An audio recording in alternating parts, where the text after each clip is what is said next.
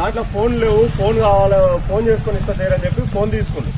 ఏదో రేషన్ కార్డుకి వేయండు, షాప్ కార్డుకి వేయండు. అన్ని సామాన్ ఎంత అడిగిందంటే ఇట్లా ఎంత అయిందంటే ఇంత అవుతుందంటే సార్ ఒక్క నిమిషం సార్ మా వాళ్ళ ఫోన్ చేసుకుని ఇస్తా అని చెప్పి ఫోన్ తీసుకుండు. ఫోన్ తీసుకున్నాక ఏమైంది, ఆడు ఆ నెంబర్ నుంచి ఏ నెంబర్కి కాల్ చేసుకుంటో తెలియదు. తర్వాత ఆడు పోయిన 5 నిమిషాల తర్వాత చూసుకుంటే 99,000 కట్టాను వాళ్ళు. తెలిసి కూడా ఫోన్ పే ఉన్న నెంబర్ నుంచి ఎవరికైనా సరే ఫోన్ పేకి బ్యాంక్ లింక్ ఉన్న నెంబర్ ఏదైనా సరే వాళ్ళకి ఇవ్వకండి.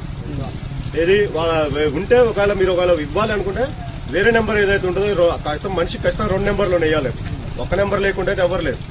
వేరే నెంబర్ నుంచి మాట్లాడేది వేరే నెంబర్. ఇది ఈ ఫోన్ పేకి మన బ్యాంక్ లింక్ కి ఏదైతే నెంబర్ ఉందో ఆ నెంబర్ కి అస్సలు ఫోన్లు చేసి ఇవ్వరు ఎవరికి ఇచ్చినా.